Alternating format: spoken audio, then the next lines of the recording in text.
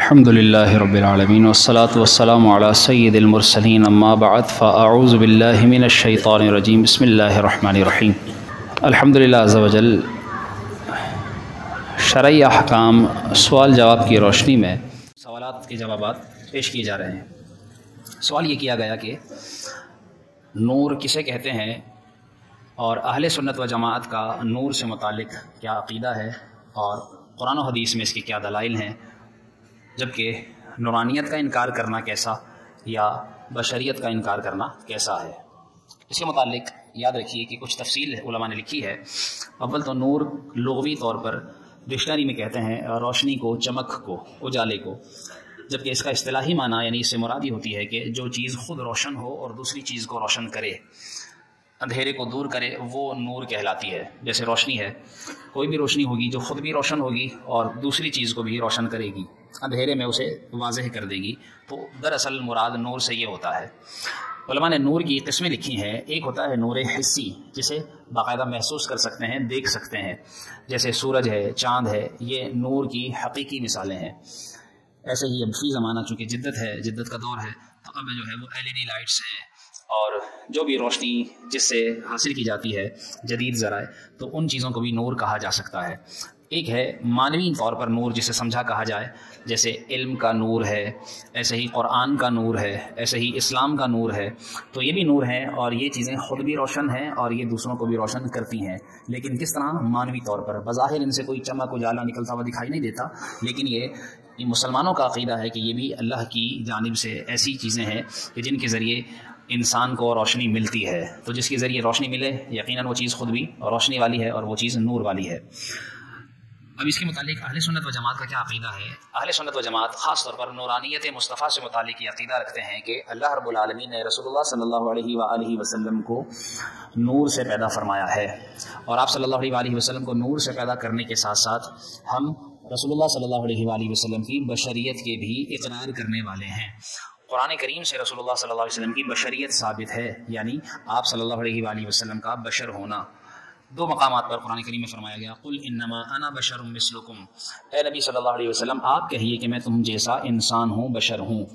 لیکن بعض لوگ ان آیات سے دھوکہ کھا گئے اور وہ یہ سمجھتے ہیں کہ جب اللہ کے رسول نے خود کہا، اور قرآن کی آیات بھی اس بات پر شاہد ہیں کہ انہوں نے رسول اللہ صلی اللہ علیہ وسلم کو بشر کہنے کا اظہار کیا گیا ہے، قرآن کریم میں بیان کیا گیا ہے، تو پھر رسول اللہ صلی اللہ علیہ وسلم کو نور کہنے کا کیا معنی ہے؟ یاد رکھیے کہ آپ صلی اللہ علیہ وآلہ وسلم کا نور ہونا یا بشر ہونا ایک دوسرے کے منافی نہیں۔ نور ہونا آپ کی حقیقی پیدائش کے اعتبار سے ہے، وہ یہ کہ رسول اللہ صلی اللہ علیہ وآلہ وسلم سے جب حضرت جابر رضی اللہ تعالیٰ عنہ نے پوچھا، یا رسول اللہ صلی اللہ علیہ وسلم سب سے پہلے اللہ تعالیٰ نے کس چیز کو بنایا؟ تو آپ صلی اللہ علیہ وآلہ وسلم نے ارشاد فرمایا، یا جابر اول ما خلق اللہ، سب سے پہلے جس کو اللہ نے پیدا فرمایا ہے، جس کو تخلیق فرمایا ہے، نوری، وہ میرا نور ہے۔ تو یہ حدیث پاک بخاری شریف کی حدیث پاک سے ثابت ہے، اور اس میں واضح ثبوت موجود ہے کہ آپ صلی اللہ علیہ وسلم نے سب سے پہلے جس کے پیدا ہونے کا ذکر فرمایا وہ اپنے نور کا ذکر فرمایا۔ تو علماء فرماتے ہیں کہ حقیقی نور اللہ رب العالمین ہے، اور رب العالمین نے آپ صلی اللہ علیہ وسلم کو نور سے پیدا فرمایا، اور پھر اس نور سے ساری کائنات کو، مخلوق کو پیدا کیا گیا۔ اب اس کی بڑی تفصیلات ہیں، اس کا یہ محل نہیں، مختصر اس سے متعلق تھوڑی سی تفصیل اور ذکر کر دوں۔ لیکن اگر کوئی نورانیت مصطفیٰ کا یا بشریت مصطفیٰ کا انکار کرتا ہے تو وہ کافر ہے۔ آپ صلی اللہ علیہ وآلہ وسلم کی بشریت تو قرآن سے واضح طور پر ثابت ہے، جبکہ آپ صلی اللہ علیہ وسلم کی نورانیت کا ذکر صحیح حدیث پاک، متواتر حدیث پاک سے ثابت ہے۔ قرآن و حدیث میں اس کے کئی دلائل موجود ہیں، جیسے قد جاءکم من اللہ نور و کتاب مبین، قرآن کریم کی آیت ہے کہ بے شک تحقیق تمہارے پاس اللہ کی جانب سے روشن کتاب اور نور آیا۔ اب علماء لکھتے ہیں، جو عربی پڑھنے جاننے والے ہیں وہ جانتے ہیں نور و کتاب مبین، ان دونوں کے درمیان جو واو ہے، یہ واو عطف کا ہے، اور عطف کا واو غیریت چاہتا ہے، یعنی جب معطوف علیہ اور معطوف کے درمیان جب واو کو ذکر کیا جاتا ہے تو ان دونوں چیزوں سے الگ الگ ذات مراد ہوتی ہیں۔ تو جب نور بھی الگ ہوا اور قرآن کریم بھی الگ ہوا تو اس کا مطلب یہ نور کون ہے؟ یہ نور کئی شارحین، کئی مفسرین کی تفسیر کے مطابق اس نور سے مراد رسول اللہ صلی اللہ علیہ وسلم ہے۔ تو اس سے ثابت ہو جاتا ہے کہ آپ صلی اللہ علیہ وسلم کا قرآن کریم میں نور کے طور پر بھی ذکر کیا گیا ہے۔ اس کے علاوہ اگر کوئی مزید دلائل دیکھنا چاہتا ہے تو وہ کثیر تفاسیر کا مطالعہ کر سکتا ہے، عربی میں بھی اور اردو میں بھی کئی ایسی تفاسیر مل جاتی ہیں کہ جن میں اس طرح کی آیات کے متعلق واضح طور پر علماء نے تفسیر لکھی ہے کہ آپ صلی اللہ علیہ وآلہ وسلم کی نورانیت بھی قرآن سے اشارتاً ثابت ہے۔ ایک اور سوال یہ کیا گیا بعض لوگ کہتے ہیں کہ دین تو بڑا آسان ہے لیکن مولویوں نے یا علماء نے دین کو مشکل بنا دیا ہے، تو ایسا کہنا کیسا؟ یاد رکھیے کہ یہ تو وہی بات ہے کہ جسے خود کو کچھ معلوم نہ ہو دین کے متعلق، یا جسے خود دین پر عمل کرنا مشکل لگتا ہو، تو پھر وہی ایسی بات کہتا سنائی دیتا ہے۔ آسان سی بات ہے سمجھنے کے لیے کہ ذرا اس سے پوچھ لیا جائے کہ بھائی کوئی ایک یا دو سی چیزیں ایسی دکھا دو کہ جسے دین کے اندر عالم نے، کسی مولوی نے اپنی طرف سے مشکل بنایا ہو، اس سے فہرست بنوا لیں، وہ بتائے کیا مسلمان عالم دین نے یا کسی مولوی نے کیا نماز کو مشکل بنایا ہے، یا زکوٰۃ کو مشکل کیا ہے، یا حج کو مشکل بنایا ہے، یا روزے کو مشکل بنایا ہے، یا کلمے کو مشکل بنایا ہے؟ یہ 5 بنیادی ارکان ہیں، ان 5 چیزوں میں سے کسی ایک چیز کے بارے میں بھی ذرا بتا دو کہ بتاؤ کس چیز کو مشکل بنایا ہے۔ اس بات کا وہ جواب نہیں دے گا۔ بھائی کہاں کس بات کو وہ کہتا ہے کہ فلاں نے اس کو مشکل بنا دیا ہے؟ دین تو بڑا آسان ہے، بے شک آسان دین ہے، لیکن اس بات میں یہ جملہ کہنا کہ اس کو مولوی نے مشکل بنایا ہے، عالم نے مشکل بنایا ہے، یہ بڑی سخت بات ہے۔ یہ دراصل جو ہے وہ اسی جملے کا خلاصہ لگتا ہے جو قوم موسیٰ نے موسیٰ علیہ السلام سے متعلق کہا تھا۔ وہ کہتے تھے کہ جب ہفتے کے دن ان کو شکار کرنے سے منع کیا گیا تو وہ لوگ شکار کرتے تھے، تو وہ کہتے تھے کہ ہمیں مشکل میں ڈال دیا۔ تو حالانکہ اللہ کا حکم تھا، جو اللہ کا حکم ہے اگر اب اس پر عمل کرنے میں مشکل نظر آتی ہے تو پھر اس میں کیا موسیٰ علیہ السلام کا قصور تھا؟ جی نہیں، جب اللہ کا حکم تھا تو جس طرح ان کی قوم والے کہتے تھے کہ اس موسیٰ کی وجہ سے ہم احکام کے مکلف ہو گئے ہیں، پابند ہو گئے ہیں، ایسے ہی وہ لوگ گویا کہ اس جملے کا خلاصہ یوں کہتے سنائی دیتے ہیں کہ جی دین کو انہوں نے مشکل بنا دیا۔ دین تو سارا اللہ نے اتارا ہے، نماز اس نے فرض فرمائی ہے، سردی میں نماز پڑھنی پڑے گی، اب سردی میں ٹھنڈے پانی سے وضو کرنا پڑے گا تو کرنا پڑے گا، سردی میں گھر سے باہر نکلنا پڑے گا تو نکلنا پڑے گا، تو اب کیا یہ کسی مولوی نے بنایا اس کو مشکل؟ جی نہیں، یہ تو اللہ نے حکم دیا ہے۔ گرمیوں کے سخت ترین روزے 15 سے 18 گھنٹے کے روزے جہاں رکھنے پڑتے ہیں تو کیا کسی مولوی نے حکم دیا ہے روزے رکھنے کا؟ اللہ نے حکم دیا ہے۔ زکوٰۃ جو ہے وہ جو 2.5% مال میں سے دینی ہے، اگر کسی کو 1 ارب روپے کے اوپر 2.5 کروڑ روپے زکوٰۃ دینی پڑ جائے اور وہ اس کو مشکل لگے تو یہ مشکل کیا کسی مولوی نے بنایا ہے؟ اس کو اللہ نے فرض فرمایا ہے۔ حج اگر کسی کو گرمی یا سردی میں جانا پڑے کرنے کے لیے اور کثیر مال بھی خرچ کرنا پڑے، مشقت بھی اٹھانی پڑے، تو یہ ساری مشقت جو اٹھائے گا وہ کیا کسی مولوی کی وجہ سے اٹھائے گا؟ ہرگز نہیں، اللہ نے حکم دیا ہے حج کا، اس کو کرنا ہی پڑے گا کچھ بھی کر لے۔ تو کہاں ایسی بات ہے؟ کلمہ کیا صرف ماننے کا، دین اسلام کو ماننے کا نام ہے، بلکہ ساتھ ساتھ عبادات اور احکام پر عمل کرنے کا نام مسلمان ہونا، اسلام لانا ہے۔ تو جتنے بھی دینی احکام ہے جب ان پر عمل کرے گا تو مشقت اٹھانی پڑے گی۔ اب جب مشقت اٹھائے گا تو اس بات میں یہ کہہ دے کہ اس کو مشکل بنا دیا ہے۔ کسی چیز کو کسی عالم نے، کسی مولوی نے مشکل نہیں بنایا، جو حکم اللہ نے دیا ہے وہ ویسا کرنا پڑے گا۔ تو اس لیے اس جملے سے بچنا چاہیے، اور اگر کوئی تحقیر کی نیت سے کہتا ہے کسی عالم کی خاص طور پر تو یاد رکھیے یہ کہنا کفر ہوگا۔ تحقیر کی نیت سے اگر وہ کہے گا تو ایسا کہنا کفر ہوگا۔ باقی اللہ تعالیٰ بہتر جانتا ہے۔ ایک اور سوال یہ کیا گیا کہ عوام میں بعض غلط جملے مشہور ہو جاتے ہیں، جیسے رمضان میں خاص طور پر آخری جمعہ المبارک جب ہو تو اس آخری جمعہ کے متعلق لوگ کہتے ہیں کہ اس دن 4 نوافل اس طرح پڑھ لیے جائیں، اس طرح اس میں سورہ فاتحہ کے بعد اس طرح صورتیں پڑھ لی جائیں تو ساری عمر کی نمازیں قضا جو ہوتی ہیں وہ معاف ہو جاتی ہیں۔ یا اسی طرح ایک اور جملہ کہا جاتا ہے کہ جی اگر کسی نے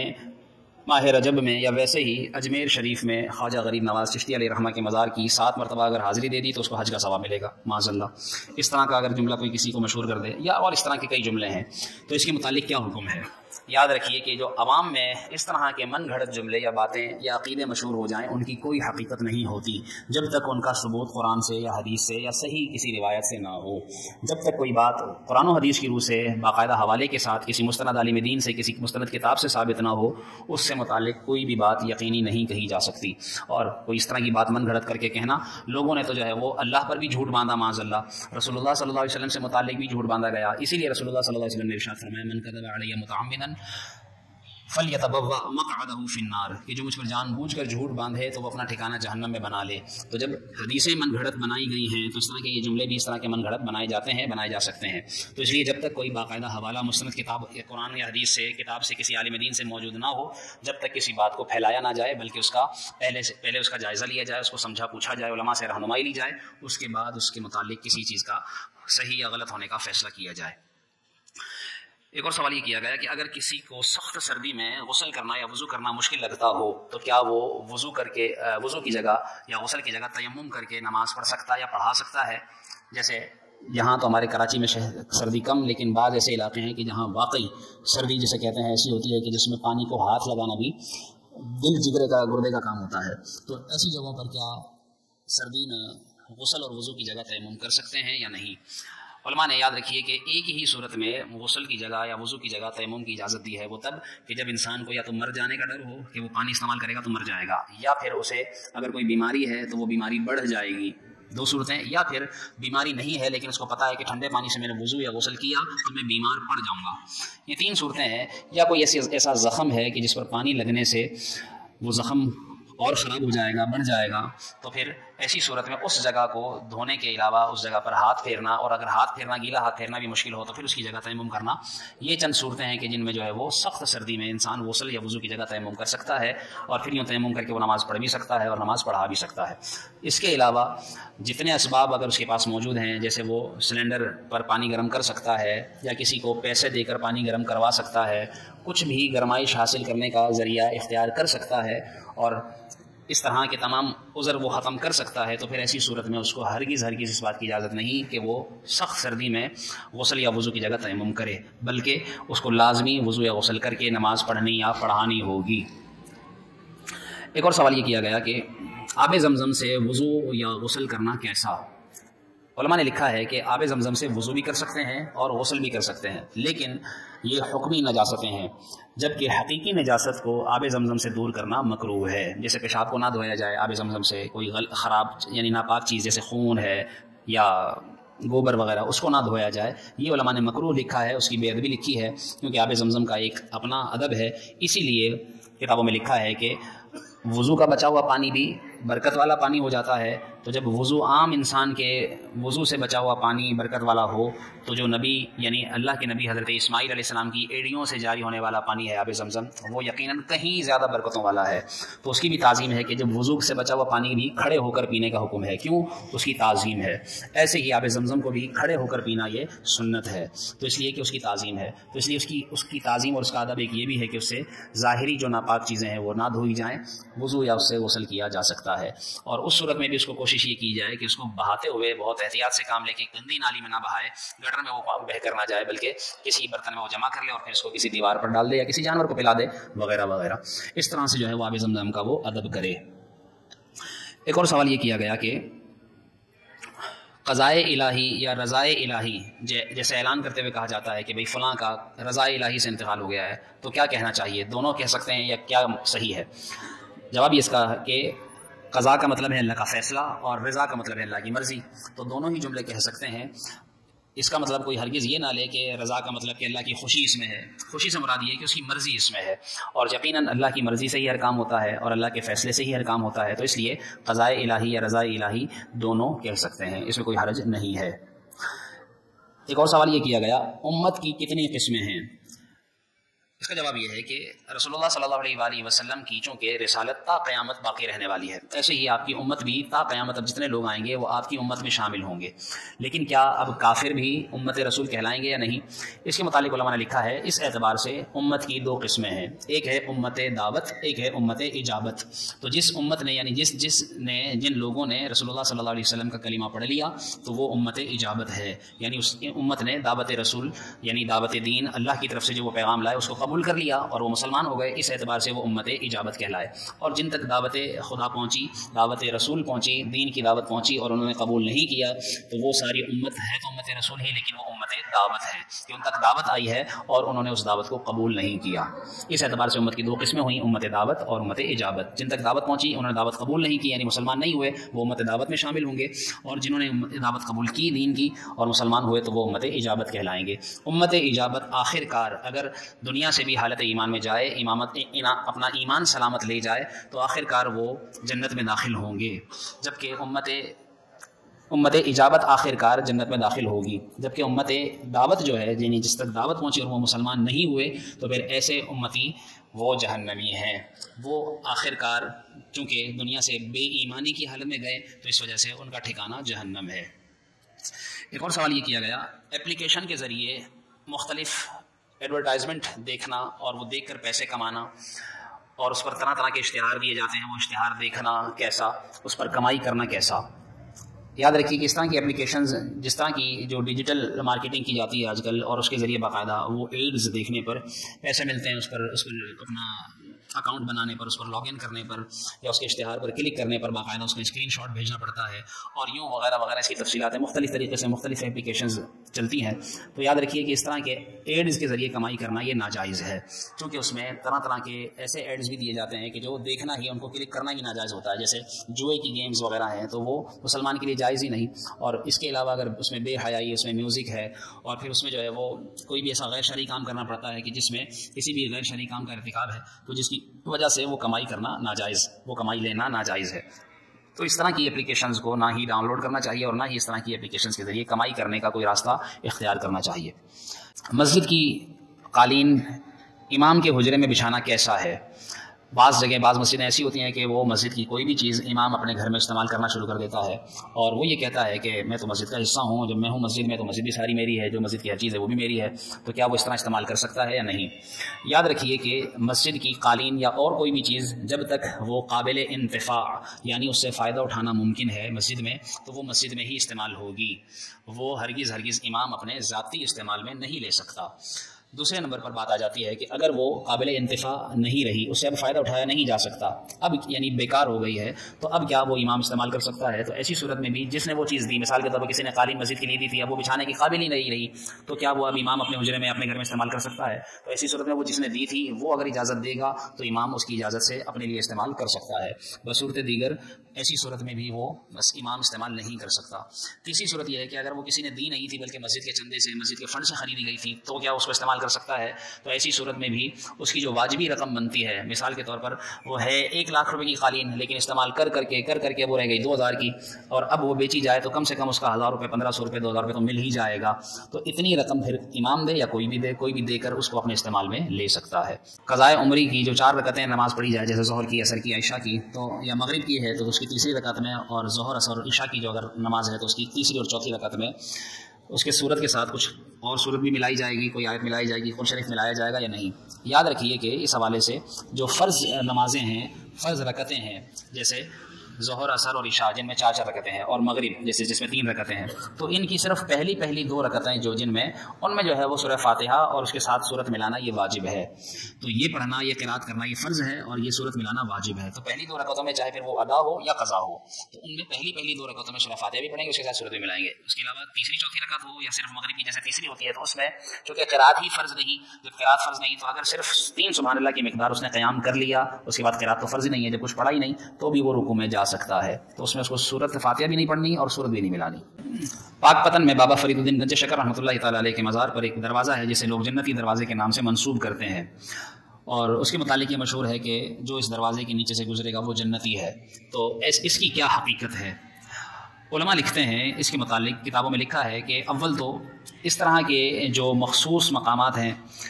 جیسے رسول اللہ صلی اللہ علیہ وآلہ وسلم نے بھی دنیا میں ہی صحابہ کرام کو جنتی ہونے کی بشارت عطا فرمائی، جیسے 10 صحابہ جو مشہور ہیں، جو عشرہ مبشرہ کہلاتے ہیں، تو اول تو ان کا جنتی ثابت ہونا رسول اللہ صلی اللہ علیہ وسلم کی حدیث سے ثابت ہے،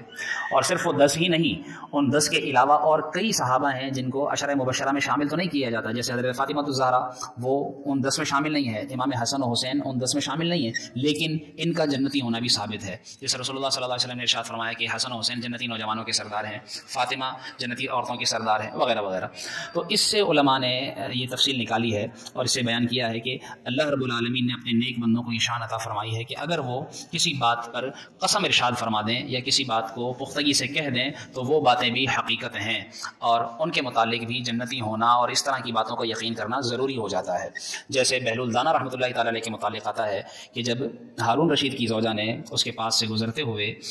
ان کو دیکھا، بہلول دانا کو، کہ وہ ایک مٹی سے گھر بنا رہے تھے، مٹی سے گھر بناتے انہوں نے پوچھا، اور وہ مجذوب تھے کہ کیا کر رہے ہیں بابا جی؟ تو انہوں نے کہا کہ میں جنت میں گھر بنا رہا ہوں۔ اب وہ مٹی سے بنا رہے تھے گھر، جیسے بچے پاؤں ڈالتے ہیں مٹی میں، اس کے اوپر مٹی ڈالتے ہیں تو اس کو پاؤں نکالتے ہیں، گھر بن جاتا ہے، وہ اس طرح سے مطلب یوں مٹی سے بنا رہے تھے۔ تو انہوں نے کہا جنتی گھر بنا رہا ہوں۔ تو عورت نے کہا بیچو گے؟ اس نے کہا بالکل بیچوں گا۔ تو آپ نے پوچھا قیمت کتنی ہے؟ اس نے کہا کہ 10 دینار یا 1 دینار، جتنی بھی اس وقت کے حساب سے انہوں نے کہی۔ انہوں نے کہا ٹھیک ہے میں تمہیں دیتی ہوں، مجھے ایک جنت میں گھر دے دو۔ انہوں نے ان بزرگوں کو دیے، اس عورت نے، ہارون رشید کی بیوی نے، اور وہ چل دی۔ اس رات کو اس عورت کے شوہر یعنی ہارون رشید جو وقت کا بادشاہ تھا، اس نے خواب میں دیکھتا ہے کہ ایک جنت میں ہے، اور جنت میں جاتے ہوئے ایک مقام، ایک محل پر لکھا ہوا ہے کہ یہ ہارون رشید کی زوجہ، ان کا نام غالباً زبیدہ تھا یا اس طرح کا کچھ نام تھا، تو یہ اس کا محل ہے۔ تو جب یہ داخل ہونے لگے تو ان کو فرشتوں نے روک دیا کہ اس میں کیوں داخل ہو رہے ہیں، یہ تو تمہاری بیوی کا گھر ہے، تمہارا نہیں ہے۔ تو وہ بڑا پریشان کہ میں اپنی بیوی کے اگر گھر میں جانا چاہتا ہوں، جنتی محل میں جانا چاہتا ہوں، تو مجھے کیوں روکا گیا؟ آنکھ کھل گئی اس کی، ہڑبڑا کر اٹھے وہ بادشاہ، اور اس نے پھر فوراً اپنی زوجہ کو بلایا اور اسے پوچھا تم نے آج کیا عمل کیا؟ تو اس نے سارے دن میں یاد کرنے کے بعد بتایا کہ ہاں اس طرح ایک مجذوب تھا اور وہ یہ گھر بنا رہا تھا، اور وہ جنتی گھر کہتا ہے اپنے مٹی کے گھروں کو، تو میں نے اس سے خریداری کی تھی۔ تو اس نے ہارون رشید نے کہا کہ میں نے خواب میں دیکھا ہے تمہارا وہ محل جنت میں موجود ہے، مجھے خواب میں دکھایا گیا ہے۔ تو وہ فوراً صبح وقت مناسب جیسے ہی ہوتی ہے تو فوراً اس کے پاس جاتے ہیں، اور وہ بزرگ اسی طرح مٹی کے گھر بنا رہے ہوتے ہیں۔ اللہ والے ہیں، اللہ والے جو بات کہہ دیتے ہیں وہ سچی ہوتی ہے۔ تو وہ گھر بنا رہے ہیں، اور گھر بناتے ہوئے یہ ہارون رشید بادشاہ کہتا ہے کہ بھائی یہ کیا کر رہے ہو؟ اسی طرح وہ کہتا ہے جنت میں گھر بنا رہا ہوں۔ تو ہارون رشید کہتا ہے بیچو گے؟ کہتا ہے ہاں بیچوں گا، کیوں نہیں بیچوں گا؟ تو پھر وہ پوچھتے ہیں قیمت کتنی ہے؟ تو وہ کہتے ہیں پوری سلطنت تم دو گے تو تمہیں جنتی محل ملے گا۔ تو وہ کہتے ہیں بابا جی ایک دن میں اتنی مہنگائی کہ کل جو ہے وہ میری بیوی کو اتنے دینار میں دیا ہے، اور اب ایک رات میں پوری سلطنت۔ اس نے کہا کہ تمہاری بیوی بغیر دیکھے آئی تھی، تم دیکھ کر آ رہے ہو۔ اب دیکھیں تم دیکھ کر آ رہے ہو، ان کو کیسے پتا یہ دیکھ کر آ رہے ہیں؟ تو یہ اللہ والے ہوتے ہیں جو اپنے گھروں میں بیٹھ کر، اپنے پاس بیٹھ کر لوگوں کی خواب کی، نیند کی باتیں بھی جانتے ہیں، اور زمین پر گھر بناتے ہیں تو ان کے ہاتھ زمین کی مٹی پر لگ رہے ہیں لیکن گھر ان کے جنت میں بن رہے ہیں۔ تو یہ اللہ والوں کی شان ہے۔ اسی طریقے سے اسی قبیل سے یہ جملہ تعلق رکھتا ہے۔ دراصل بابا فرید الدین گنج شکر رحمۃ اللہ تعالیٰ علیہ غالباً یہ مرید ہیں خواجہ بختیار کاکی رحمۃ اللہ تعالیٰ علیہ کے۔ خواجہ بختیار کاکی رحمۃ اللہ تعالیٰ علیہ کے جن کے یہ مرید ہیں، تو ان کو انہوں نے یعنی مرشد نے اپنے مرید کو کسی کام سے بھیجا، کوئی نسخہ لینے، کسی دوا کا، تو ان کو تاخیر ہوئی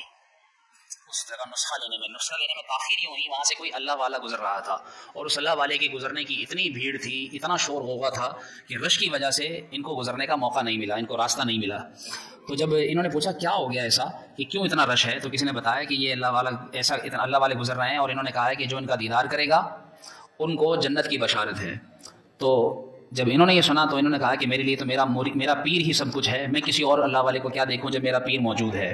تو یہ اس جملے کی وجہ سے ان کو دیکھنے نہیں گئے، اور انہوں نے اپنے مرشد کے بھیجے ہوئے کام کو جلدی سے پورا کیا اور پہنچے۔ اور پھر پیر صاحب نے پوچھا کہ تاخیر کیوں ہوئی بابا فرید، تاخیر کیوں کی ہے؟ تو انہوں نے کہا کہ ایسا تھا راستے میں کہ اس طرح ایک بزرگ گزر رہے تھے، اور ان کے بارے میں یہ تھا کہ جو ان کو دیکھے تو اس کو جنت ملے گی۔ تو مرشد نے پوچھا تم نے دیکھا؟ تو انہوں نے کہا نہیں میں نے تو نہیں دیکھا۔ تو مرشد نے پھر فرمایا جاؤ فرید، جو تمہارے دروازے سے گزرے گا اس کو میں جنت کی بشارت دیتا ہوں۔ تو وہاں سے پھر یہ جملہ ان کا مشہور ہوا۔ پھر جب ان کا مزار بنایا گیا تو پھر ایک دروازہ بنایا گیا، اور وہاں آج مشہور یہ ہے کہ وہاں اس دروازے سے جو گزرے گا وہ جنتی ہے۔ تو اس اعتبار سے وہ جنتی دروازہ کہلاتا ہے۔ تو یوں تو جس کا جتنا ایمان وہ اتنا پختہ، وہ تو اس کے متعلق اس کو اس کے عقیدے اور یقین کے متعلق ملے گا ہی ملے گا۔ لیکن جس کا عقیدہ ہی متزلزل ہو، جو کہے کہ نہیں یہ کیا ہوتا ہے اللہ والوں کی باتیں اور ان پر ہمیں یقین نہیں آتا، تو پھر بات یہ ہے کہ دیدہ کور کو نظر آئے وہ کیا دیکھے۔ جس کی آنکھیں اندھی ہوں، جس کا یقین ہی کامل نہ ہو، تو پھر اس کو واقعی کچھ نہیں ملتا۔ یہ باتیں ہیں اللہ والوں کی، یہ یقین کی باتیں ہیں، اور یہ یقین سے ہی ملتی ہیں۔ تو اس وجہ سے اس بات کو یوں سمجھا جائے۔ لیکن یہاں پر یہ ضرور ذکر کر دوں، الحمدللہ مجھے بھی 10 محرم آج سے تقریباً 4-6-8 سال پہلے اس دروازے کے نیچے سے گزرنے کا موقع ملا تھا، اور ہم گزرے تھے الحمدللہ اسی اچھی نیت سے۔ کوئی لیکن یہ نہ سمجھے کہ وہ بس نماز بھی نہ پڑھے، روزے بھی نہ رکھے، اور زکوٰۃ بھی نہ دے، اور دبا کے معاذ اللہ حرام کام کرے، اور پھر کہے جی میں تو دروازے سے گزر گیا ہوں تو میں جنتی ہو گیا۔ ایسا کچھ نہیں ہے۔ اس لیے یاد رکھیے کہ عقیدے کے ساتھ ساتھ مسلمان کے لیے عمل بھی بہت ضروری ہے۔ عمل ہوگا، اللہ تعالیٰ تو یہ پوچھے گا کہ تم نے نماز پڑھی یا نہیں پڑھی۔ قیامت کے دن حدیث میں جو سوال کیا گیا، بیان کیا گیا، تم سے پہلے سوال کس چیز کا ہوگا؟ نماز کا۔ وہاں یہ نہیں پوچھا جائے گا جنتی دروازے سے گزرے کہ نہیں گزرے۔ اس لیے یاد رکھیے کہ اپنے اعمال پر توجہ دی جائے، اور ساتھ ساتھ پھر یہ اچھے عقیدے کے ساتھ اللہ والوں کے ساتھ اچھی نسبتیں قائم کی جائیں، تو پھر اللہ کی رحمت سے یہ امید رکھے کہ اللہ تعالیٰ بہت اچھا نتیجہ عطا فرمائے گا۔ وہ بھی رشوت مانگ رہا ہے۔ سوال یہ ہے کہ بھائی آج کل پولیس والے سارجنٹ، ٹریفک پولیس روک لیتی ہے اور وہ کہتے ہیں چلان کراؤ، یہ پیسے تو 50 روپے چائے جس کو چائے پانی کا نام دیتے ہیں، تو یہ تو اور جاؤ۔ یاد رکھیے وہ بھی رشوت مانگ رہا ہے، اور یہ دینے والا بھی رشوت دینے میں جان چھڑاتا ہے کہ میں 5 روپے چلان بنوں گا، اس کی جگہ 50 روپے دے کر جان چھڑاؤں، کہ دونوں ہی الراشی والمرتشی کلاہما فی النار، رشوت دینے والا بھی اور لینے والا دونوں جہنمی ہے۔ تو اس وجہ سے اگر اس نے اس کا جائز چالان کرنا ہے تو ضرور کروائے اور چالان بھرے، کیونکہ جب اس نے قانون کی خلاف ورزی کی ہے، سگنل توڑا ہے، ہیلمٹ استعمال نہیں کیا، جو بھی اس نے غیر قانونی کام کیا ہے، اس کا خمیازہ قانونی قاعدے کے مطابق بھگتے۔ رشوت دینے کی اجازت نہیں ہے۔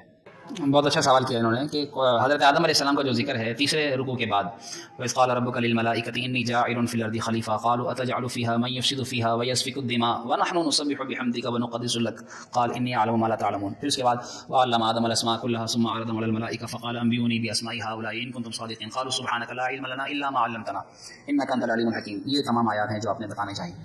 اس میں خلاصہ یہ ہے کہ ان کا جو سوال ہے کہ جب اللہ نے فرشتوں کے سامنے آدم کا پتلا رکھا اور ان کو خلیفہ بنانا چاہا تو پھر فرشتوں نے دو اعتراض کیے۔ ایک تو یہ کہ یہ زمین میں فساد کرے گا اور خون بہائے گا، اور ہم جب تیری تسبیح کرتے ہیں تو تجھے کیا ضرورت ہے اس کو خلیفہ بنانے کی، ہم جو ہیں۔ اور دوسرا سوال ان کا یہ ہے کہ پھر فرشتوں کو پتہ کیسے چلا کہ یہ خون بہائے گا، یہ فساد کرے گا۔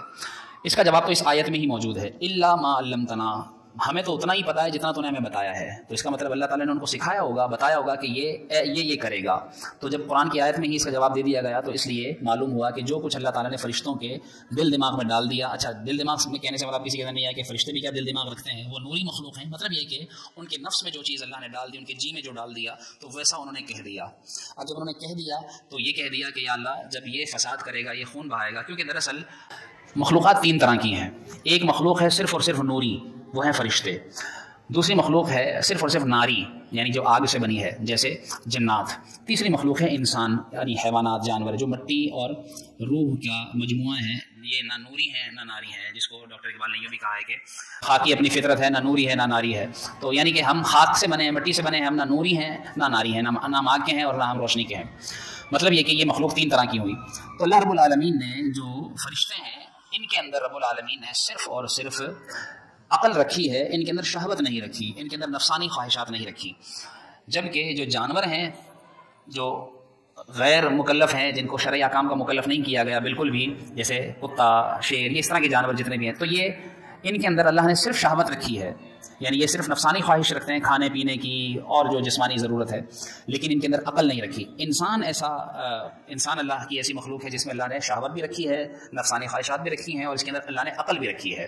اس لیے اگر اس کی عقل اس کی شہوت پر غالب آ جائے تو یہ فرشتوں سے افضل ہو جاتا ہے، اور اگر اس کی شہوت اس کی عقل پر غالب آ جائے تو پھر یہ جانوروں سے بدتر سمجھا جاتا ہے۔ تو اس اعتبار سے علماء نے لکھا ہے کہ یوں ہی فرشتوں نے آدم علیہ السلام کی جب تخلیق دیکھی تو انہوں نے کہا کہ یہ خون بہائے گا اور فساد کرے گا۔ علماء نے اس کے پیچھے تفصیل میں باقاعدہ لکھا ہے تفاسیر میں کہ خون اور فساد بہانے کے پیچھے وجہ یہی ہوتی ہے کہ اس کا نفس موجود ہوتا ہے۔ تو فرشتوں نے اس کے اندر چونکہ نفسانی خواہشات جانی تھی، اس نتیجے کی بنا پر انہوں نے کہہ دیا تھا کہ یا اللہ یہ تو جو ہے وہ خون بہائے گا اور فساد کرے گا۔ اور آپ یہ بھی جانتے ہوں گے کہ اتنی ماشاء اللہ نے تفصیلی بات کی ہے کہ فرشتے چونکہ شیطان سے ڈرتے تھے، فرشتوں کو پڑھانے والا شیطان تھا،